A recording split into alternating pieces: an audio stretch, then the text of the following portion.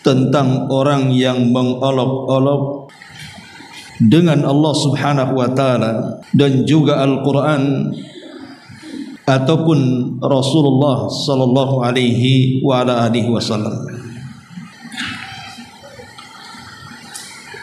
Man hazala, hazal ini artinya istihza ataupun as-sukhriyah yang artinya mengejek, mengolok-olok dan merendahkan kepada Allah atau terhadap Al-Quran dan juga Nabi sallallahu alaihi wasallam. Lalu apa kaitannya bab ini? Dicantumkan pengarang dalam kitab Tauhid. Karena mengolok-olok Allah, Quran dan juga Rasul, tanda orang itu tidak mengagungkan Allah Subhanahu wa taala. Artinya orang itu tidak bertauhid. Makanya Allah Subhanahu wa taala mengatakan dalam surah Nuh ayat 13, "Ma lakum la tarjuna lillahi waqara." Mengapa kamu tidak takut akan kebesaran Allah Subhanahu wa taala sehingga berani mengolok-olok Allah, Al-Qur'an dan juga Nabi sallallahu alaihi wasallam, dan tidaklah melakukan hal-hal yang kotor seperti ini kecuali mereka adalah orang-orang munafik. Karena hanya orang-orang munafiklah kebiasaan mereka yang suka mengejek syariat. Allah mengatakan dalam surah Al-Mutaffifin, "Innal ladzina ajramu kanu minal ladzina amanu yadhakun." Sesungguhnya orang-orang yang berdosa, maksudnya orang-orang munafik, mereka orang-orang yang dulunya mentertawakan orang-orang yang beriman. Karena orang-orang yang beriman ini melaksanakan syariat Allah Subhanahu wa taala. Dan Allah juga mengatakan dalam surah Al-Baqarah, "Wa idza laqul ladzina amanu qalu amanna wa idza khalau ila syayatinihim qalu inna ma'akum innama nahnu mustahzi'un." Apabila mereka berjumpa dengan orang-orang yang beriman, mereka berkata, "Kami juga beriman seperti kalian." Tapi apabila mereka kembali kepada setan-setan mereka, maksudnya kepada pimpinan-pimpinan munafik mereka, mereka pun berkata, "Sungguh kami bersama kalian, kami hanya mengolok-olok mereka saja." Perkataan mereka kepada orang yang beriman, "Kami bersama kalian," itu hanya olok-olokan kami saja. Begitulah orang-orang munafik. Makanya dalam bab ini pengarang ingin menyebutkan tentang bagaimana lancangnya orang-orang munafik terhadap tauhid. Di hati mereka tidak ada pengagungan terhadap Allah Subhanahu wa taala, sehingga mereka berani mengolok-olok Allah, Al-Quran dan juga sunnah Nabi sallallahu alaihi wasallam. Kemudian pengarang membawakan dalil dari Al-Quran surah Al-Baqarah, surah At-Taubah ayat 65 sampai 66. Allah Subhanahu wa taala mengatakan, "Wala in sa'altahum la yaqulunna innama kunna nakhudhu wa nal'ab qul abillahi wa ayatihi wa rasulihi kuntum tastahzi'un la ta'tadhiru qad kafartum ba'da imanikum." Dan jika kamu tanyakan kepada mereka tentang apa yang mereka lakukan, maksudnya orang-orang munafikin, tentulah mereka akan menjawab, "Sesungguhnya kami hanya bersendau gurau saja, bermain-main saja." Maka Allah Subhanahu wa taala mengatakan, "Katakan ya Muhammad kepada mereka orang-orang munafik itu, apakah dengan Allah kalian mengolok-olok? Apakah dengan ayat-ayat Allah kalian mengolok-olok? Apakah dengan Rasul Allah kalian mengolok-olok? Tidak usah kamu minta maaf dan cari-cari alasan, karena sesungguhnya kalian sudah kafir setelah keimanan kalian." Surah At-Taubah ini ayat 65 dan 66 ada asbab nuzulnya. Kenapa pengarang mencantumkan surat ini?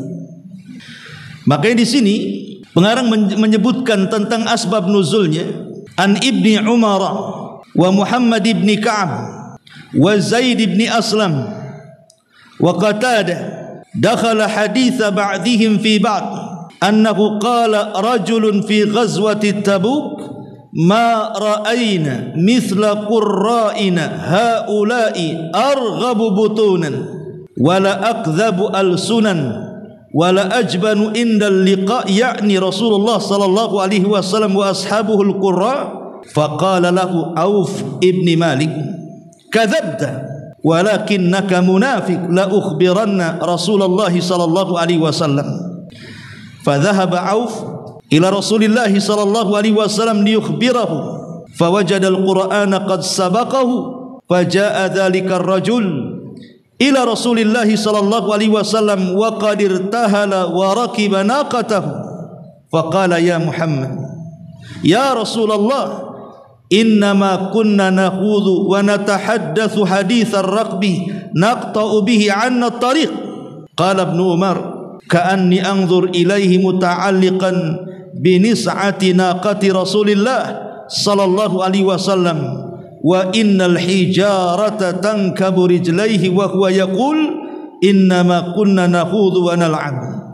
Fayaqulu lahu Rasulullah sallallahu alaihi wasallam abillahi wa ayatihi wa rasulihi kuntum tastahzi'un ma yaltafitu ilaihi wa ma yaziduhu alaihi.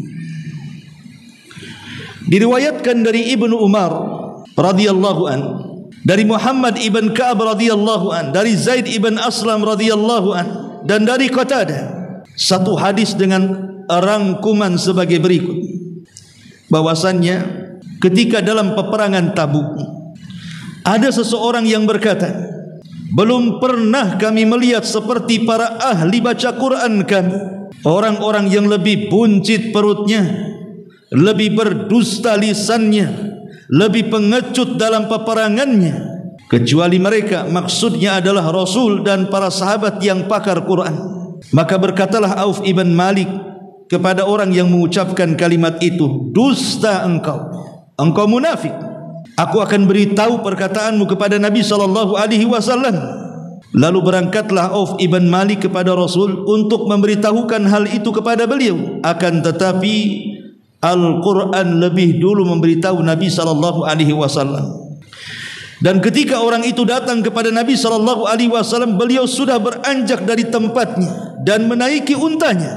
Maka berkatalah ia kepada Rasulullah, ya Rasulullah, sebenarnya tadi kami hanya main-main dan bersendau gurau saja dengan mengobrol sebagian obrolan yang bisa meredakan kelelahan untuk menghilangkan penat perjalanan. Kata Ibnu Umar yang meriwayatkan hadis ini, sepertinya aku melihat orang tadi berpegang kepada sabuk pelana unta Rasul, sedang kedua kakinya terseret-seret dengan batu sambil berkata, kami hanya main-main ya Rasulullah, kami hanya bersendau gurau wahai Rasul. Tapi Nabi SAW hanya mengucapkan kalimat, apakah dengan Allah, ayat-ayat dan Rasulnya kau berani mengolok-olok?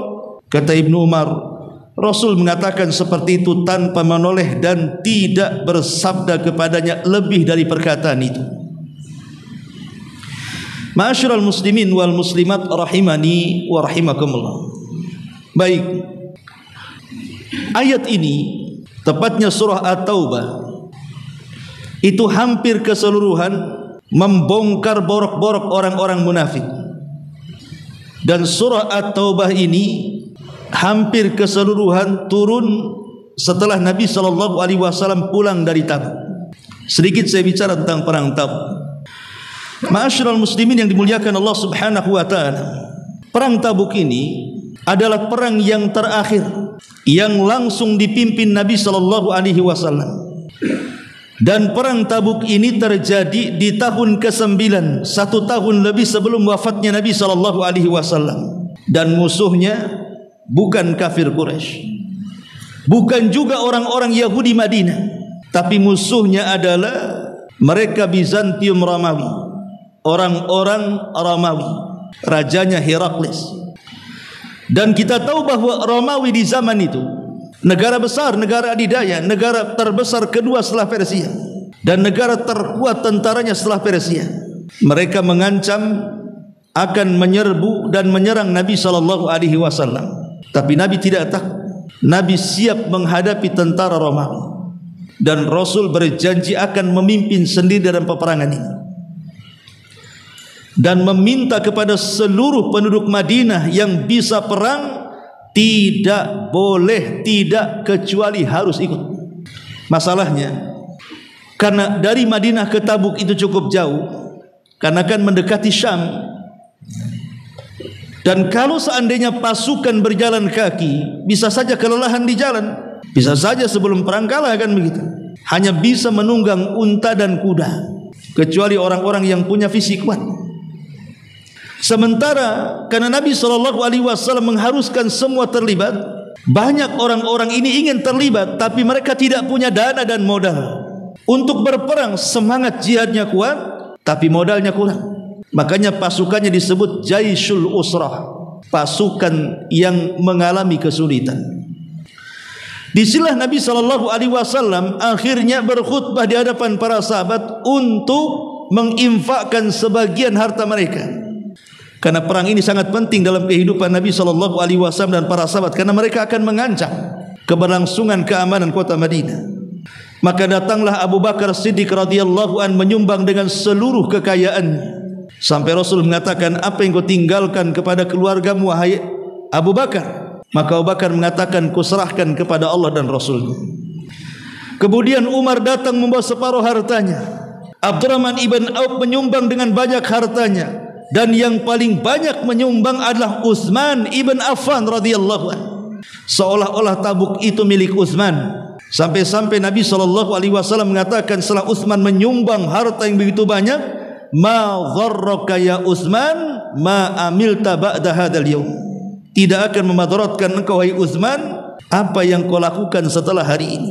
Engkau menyumbang begitu banyak sekali harta, dan ku janji kalau menang ini perang akan ku kembalikan. Tapi setelah menang perang, Rasul hendak mengembalikan, Utsman menolaknya dan mengatakan, aku sudah menyerahkan kepada Allah dan Rasulnya. Ma'asyiral muslimin yang dimuliakan Allah Subhanahu wa taala, setelah kemudian kiranya cukup dalam perbekalan, maka Nabi SAW dengan pasukannya bergerak dari Madinah ke Tabuk. Dan ketika itu di Madinah tidak ada yang tinggal kecuali 5 manusia. Pertama, Ali bin Abi Thalib radhiyallahu anhu, karena diperintahkan Rasul untuk menjaga keluarganya.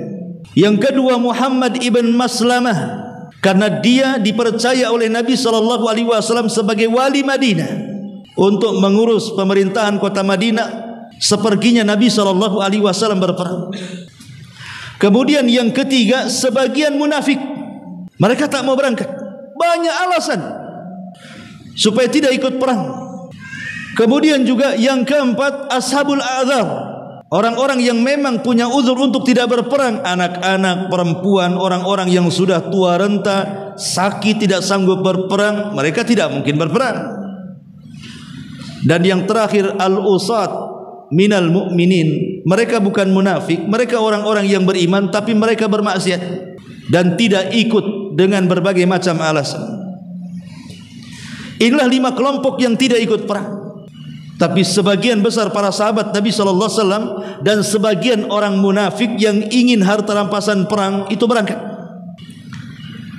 Ketika kemudian sampai dekat dengan perbatasan Tabuk, maka Allah Subhanahu wa taala memberikan mukjizat kepada Nabi SAW. Itulah yang dikatakan Nabi SAW, khamsun, 5 perkara lam yu'ta li ahadin minal anbiya, yang tidak diberikan kepada satu pun dari kalangan para nabi kecuali aku, kata Nabi SAW. Salah satunya adalah Allah Subhanahu wa taala menanamkan perasaan takut kepada musuhnya sejauh perjalanan 1 bulan. Menanamkan ar-ru'bu masirata syahrin, menanamkan ar-ru'b, ketakutan kepada hati-hati musuh sejauh perjalanan 1 bulan. Jadi saat-saat melihat Romawi, tentara Nabi SAW, Allah masukkan ke hati orang-orang Romawi ini perasaan takut yang luar biasa. Baru lihat sudah takut. Karena takut tidak jadi perang, mereka pun lari tunggang langgang, meninggalkan kemah mereka, meninggalkan perbekalan mereka, meninggalkan harta mereka. Mereka lari. Mereka pengecut orang-orang Nasrani Romawi di zaman itu. Maka para sahabat Nabi SAW berhasil merampas seluruh kekayaan mereka, pulang membawa ghanimah yang cukup besar dari perang Tabuk ini. Dan itu perang yang dilakukan Nabi SAW terakhir sebelum wafatnya 1 tahun. Pulanglah Nabi SAW dan para sahabat dengan penuh kemenangan. Di tengah jalan, karena Tabuk dengan Madinah cukup jauh, maka Nabi SAW beristirahat sejenak. Begitulah Nabi SAW mengatakan, al-arwah junudun mujannada. Namanya ruh itu akan bersatu dengan kelompok dan seragamnya. Jadi saat beristirahat ya Rasul kumpul dengan para sahabat, dengan pakar-pakar Quran, dan orang munafik ya kumpul dengan munafiknya.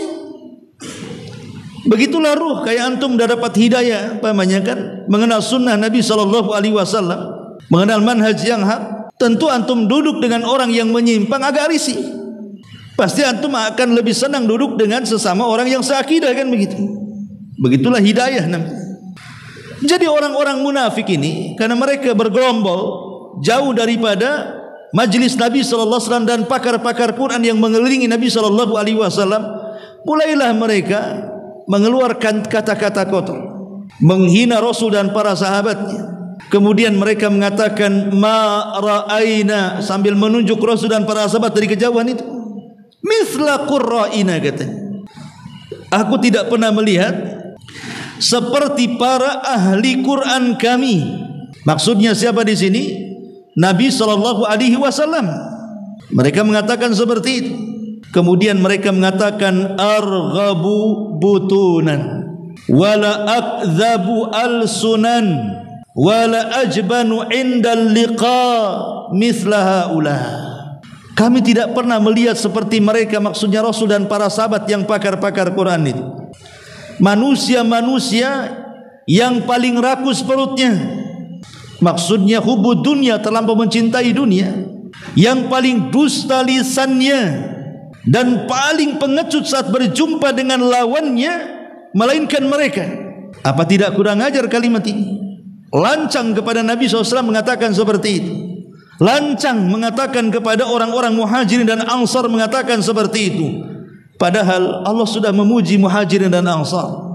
Lihat pada surah Al-Hasyr 89 ayat 8 dan ke-9, Allah mengatakan, lil fuqara'il muhajirin alladzina ukhriju min diyarihim wa amwalihim yabtaghuna fadlan minallahi wa ridwana wa yansuruna Allah wa rasulah ulaika humus shadiqun. Bagi orang-orang fakir yang berhijrah, maksudnya muhajirin, yang diusir dari kampung halaman dan dari harta benda mereka karena mencari karunia dari Allah, mencari keridhaan Allah, dan mereka menolong Allah dan Rasulnya, mereka itulah orang-orang yang benar. Lihat pujian Allah, mereka adalah orang-orang yang benar, yang menolong Allah dan Rasulnya. Dikatakan mereka paling dusta lisannya, dikatakan mereka paling buncit perutnya, dikatakan mereka paling pengecut. Kemudian ketika berjumpa dengan lisan, mereka sudah berkorban, meninggalkan tanah kelahiran, harta, bisnis, bahkan keluarga tercintanya hanya untuk agamanya. Kenapa difitnah seperti itu? Ataupun orang-orang Ansar, ini muhajirin. Bagaimana dengan orang-orang Ansar? Allah lanjut pada ayat ke-9-nya, walladzina tabawwa'ud dara wal iman min qablihim yuhibbuna man hajara ilaihim wala yajiduna fi sudurihim hajatan mimma utu wa yu'thiruna ala anfusihim walau kana bihim khasasa wa man yuqa syuha nafsihi faulaika humul muflihun. Dan orang-orang yang menempati kota Madinah, maksudnya orang-orang Ansar, dan telah beriman sebelum kedatangan mereka muhajirin, mereka orang-orang Ansar ini sangat mencintai orang-orang yang berhijrah kepada mereka, dan mereka tidak menaruh keinginan dalam hati mereka terhadap apa yang diberikan kepada mereka, maksudnya apa yang diberikan kepada muhajirin, dan mereka mengutamakan orang-orang muhajirin atas diri mereka. Mereka tidak pelit, tidak bakhil. Kenapa dikatakan kemudian paling buncit perutnya seolah-olah mereka bakhil? Ini kan kurang ajar, lancang. Kenapa orang-orang Ansar juga terkena fitnah daripada orang-orang munafik? Makanya karena ucapan ini sudah melampau lah, kebetulan ketika itu ada seorang sahabat namanya Auf ibn Malik, masih muda sahabat ini, ada di kelompok mereka, tapi dia bukan munafik. Mendengar ucapan itu dia emosi dan mengatakan, kadzabtum, dusta kalian. Sa'ukhbiranna an-nabiyya sallallahu alaihi wasallam, aku habarkan kalian kepada Nabi sallallahu alaihi wasallam. Langsung dia lari dari kelompok munafik, bergegas menemui Nabi sallallahu alaihi wasallam. Tapi Quran lebih dulu datang memberitahu Rasul sebelum kedatangan Auf ibn Malik, bahwa mereka sudah lancang mengucapkan kalimat itu. Maka turunlah ayat surah At-Taubah, turun hampir secara keseluruhan surah At-Taubah turun, membongkar aib dan borok-borok orang-orang munafik. Salah satunya ayat yang dicantumkan pengarang dalam bab ini, wala in sa'altahum, apabila engkau bertanya kepada mereka. Apa maksud ucapan itu?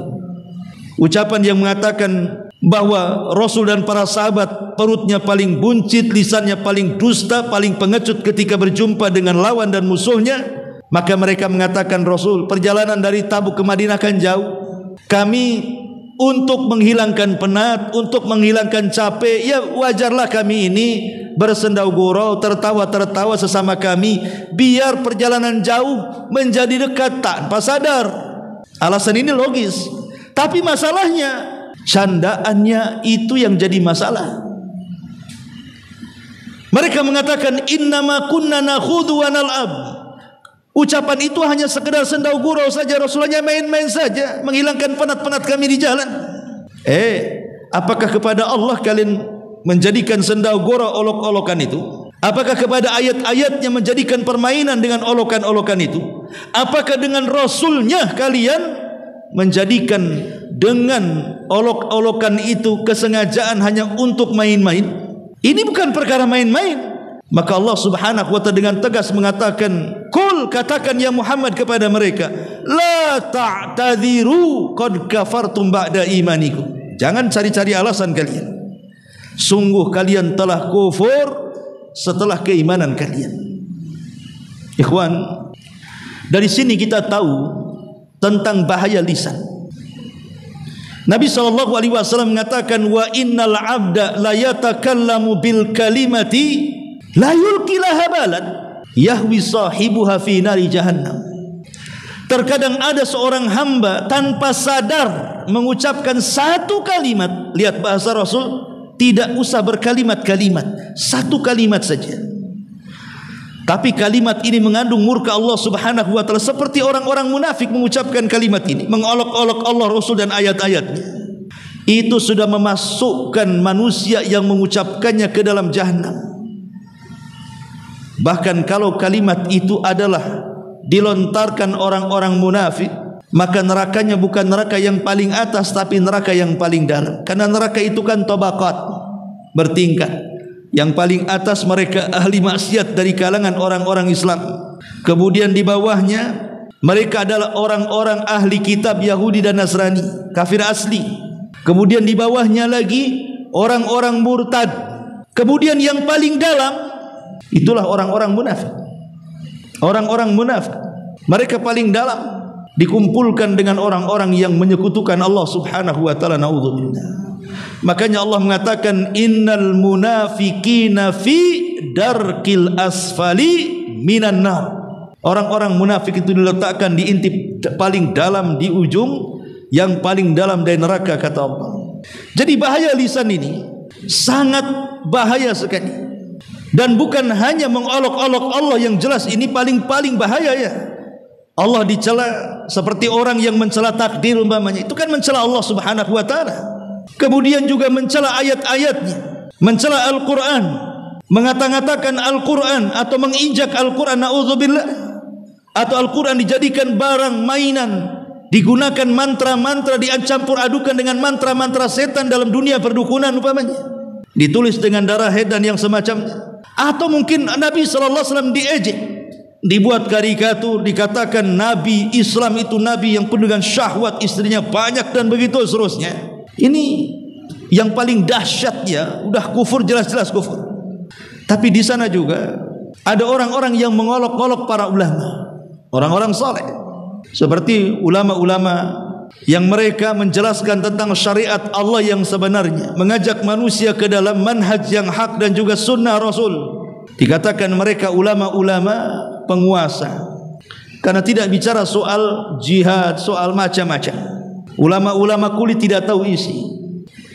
Masyarul muslimin yang dimuliakan Allah Subhanahu wa taala, apakah gara-gara kemudian seperti yang ma'ruf tuduhan kepada para ulama-ulama seperti Syekh bin Baz, Syekh Utsaimin, Syekh Albani atau masyayikh yang lainnya di zamannya, itu ada tuduhan-tuduhan mereka mengatakan ini ulama-ulama penguasa katanya. Apakah hanya karena mereka menjelaskan tentang Islam yang sebenarnya, mengembalikan manusia ke jalan yang hak, ke jalan Al-Quran dan Sunnah sesuai dengan pemahaman salaf, dikatakan kemudian mereka para penjilat ulama, para penjilat penguasa? Na'udzubillah.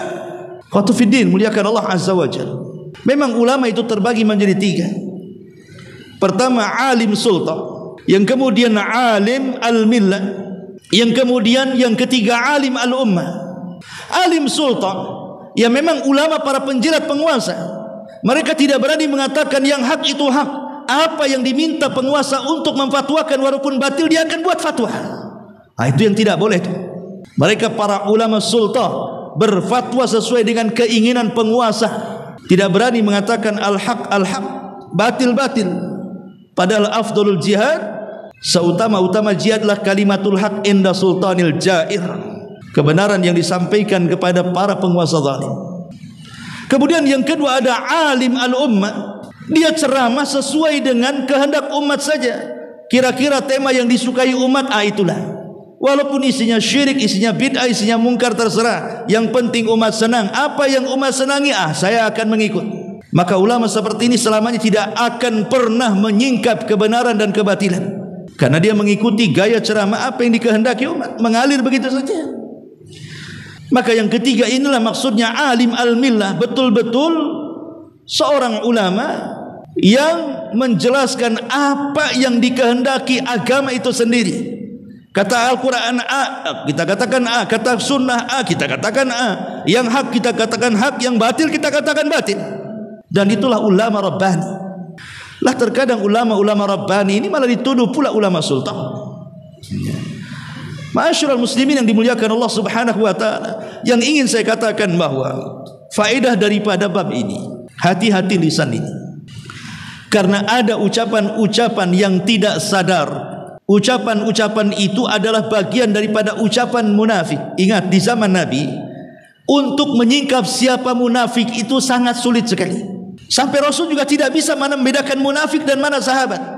Karena hampir tidak bisa dibedakan mana munafik, mana sahabat di zaman itu. Kalau bukan karena Allah kemudian membongkar borok mereka, menyebutkan satu persatu nama-namanya. Kemudian Rasul merintahkan Hudzaifah bin Yaman menulis satu-satu, dan tidak boleh diceritakan kepada orang. Selamanya Rasul tidak tahu mana satu munafik. Tapi di zaman sekarang, para munafik itu tidak perlu menyembunyikan dirinya. Terang-terangan mereka mengaku Islam, tapi ucapan mereka munafik. Mereka tidak sadar kufur, keluar dari Islam tanpa sadar karena ucapan dan lisan mereka. Seperti apa contohnya? Seperti umpamanya ucapan-ucapan yang menunjukkan kebencian terhadap Islam. Apa itu sholat capek-capek saja, jungkir balik 5 waktu, habisin waktu saja. Apa itu haji, habisin harta saja. Apa itu puasa, buat lapar-lapar saja. Apa itu zakat, ngapain zakat, lelah letih saya cari harta, dikeluarkan pula sama orang-orang fakir. Biar mereka kerja. Apa itu janggut, apa itu cadar, kayak ninja saja. Apa itu cingkrang, kayak kebanjiran saja. Apa itu siwak, itu namanya benci, namanya ikhwan. Orang yang seperti ini dia kufur tanpa sadar, karena menampakkan kebencian. Makanya Allah Subhanahu wa taala mengatakan dzalika bi annahum karihu ma anzalallah fa ahbata a'malahum, kata Allah. Itu karena mereka sangat membenci apa yang Allah turunkan, maka Allah akan gugurkan semua amal mereka. Maka lisan yang kotor yang keluar menunjukkan kebencian kepada Islam, maka ini kekufuran tanpa sadar. Satu. Yang kedua, orang-orang liberal sering kita dengar mengatakan bahwa kita ini bebas memilih agama. Semua agama toh sama. Mau Islam, mau Nasrani, mau Yahudi, mau Hindu, mau Buddha, mau Konghucu, mau apa saja terserah agamanya. Kita ini bebas memilih agama. Kenapa mesti dibatasi dengan Islam? Bukankah banyak jalan menuju Roma? banyak jalan menuju sorga dengan berbagai macam agama, sehingga mereka mengatakan semua agama benar. Padahal Allah Subhanahu wa ta'ala dengan tegas mengatakan inna dina indallahil Islam. Tidak ada agama yang paling diridhai kecuali Islam. Wa man yabtaghi ghairal islami dinan falan yuqbala minhu wa huwa fil akhirati minal khasirin. Siapapun yang mencari agama selain Islam, selain ditolak kata Allah, rugi dia hidupnya. Amilatun nasibah tasla naron hamiyah. Agama selain Islam itu mereka lelah letih beramal, ujung-ujungnya masuk neraka. Karena Rasul mengatakan tidaklah Yahudi dan Nasrani mendengar kedatanganku kemudian mereka tidak beriman kecuali aku pastikan mereka menjadi ashabul jahim. Bagaimana mungkin disamakan agama yang menyembah hanya Allah semata, qul huwallahu ahad Allahus samad lam yalid walam yulad walam yakul lahu kufuwan ahad, dengan agama yang mengatakan Isa Tuhan, Isa anak Tuhan, Isa satu di antara tiga Tuhan, atau orang yang menyembah Uzair Yahudi dengan mengatakan anak Tuhan, dan begitu seterusnya. Sama? Tidak sama. Bagaimana akan disamakan? Yang satu agamanya tauhid, yang satunya agamanya tidak tauhid. Bagaimana akan disamakan? Makanya orang yang mengatakan bahwa orang itu bebas memilih agama, ini ucapan kufur. Hati-hati, ini orang munafik. Atau mungkin ada sebagian orang liberal mengatakan ada beberapa ayat Quran itu kalau diterapkan di zaman sekarang sudah tidak relevan, tidak cocok. Contoh umpamanya ayat-ayat tentang hudud, mencuri potong tangan, kemudian juga orang yang berzina muhsan dirajam, orang yang mabuk dicambuk 40 di zaman Rasul ditambah 80 di zaman Umar, dan begitu seterusnya. Enggak cocok. Begitu juga ada beberapa hukum-hukum ini kalau diletakkan di zaman sekarang nampaknya kurang cocok, sehingga kalau perlu ada beberapa ayat itu direvisi sajalah, kan begitu. Sebagaimana beberapa hadis itu enggak usahlah dibuang saja, dipakai lafadznya, enggak usah amalkan itu isinya. Lah ini kan kelancangan yang luar biasa, mengatakan bahwa syariat ini tidak relevan. Yang menciptakan kita Allah, yang menurunkan agama juga Allah, baik kitab-kitab dari langit ataupun wahyu-wahyu dalam bentuk sunnah Rasul itu pun adalah semua dari Allah. Maknanya apa? Allah yang menciptakan kita, Allah yang tahu dengan maslahat kita. Bahkan kita tidak lebih tahu dari maslahat kita sendiri. Yang tahu dengan maslahat kita itu Allah Subhanahu wa ta'ala. Makanya Allah turunkan undang-undang untuk merapikan kehidupan kita. Kalau seandainya kemudian ada beberapa syariat yang tidak relevan di zaman sekarang, seolah-olah kita mengatakan bahwa Muhammad itu hanya diutus bagi bangsa Arab dan tidak berlaku bagi seluruh umat. Makanya hanya cocok di zamannya saja. Dulu zaman unta, sekarang zaman pesawat, beda. Kan salah ikhwan. Kemudian juga ada yang menganggap bahwa hukum selain Allah itu jauh lebih baik dibandingkan hukum Allah. Nah, ini masalah lagi. Kalau seandainya mengatakan bahwa ya saya yakin hukum Quran sudah masih lebih baik, tapi kayaknya kurang layak dan belum mampu diterapkan atau kurang layak diterapkan, mungkin tidak kufur. Tapi kalau terang-terangan mengatakan bahwa hukum selain Allah lebih baik dibanding Quran, kufur. Wa man lam yahkum bima anzalallahu fa ulaika humul kafirun. Atau ada sebagian orang yang menghalalkan yang diharamkan atau mengharamkan yang dihalalkan. Ada dua orang nih, satu minum khamar, satu tidak minum khamar. Yang minum khamar klak ditanya haram khamar, haram Pak Ustaz, tapi saya pasti pengen minum, tidak kufur. Yang satu tak minum, ditanya cemana minum khamar, ya enggak apa-apa kalau kamu minum khamar, minum aja, saya enggak, katanya. Kufur dia. Bagaimana dia menyuruh orang minum khamar padahal khamar itu haram? Walaupun dia tidak minum, kalau dia menghalalkan yang Allah haramkan, kufur dia. Justru yang minum tidak kufur karena dia masih mengatakan khamar haram. Lah menghalalkan yang haram atau sebaliknya, jangan dikatakan kalimat ini. Ini kekufuran.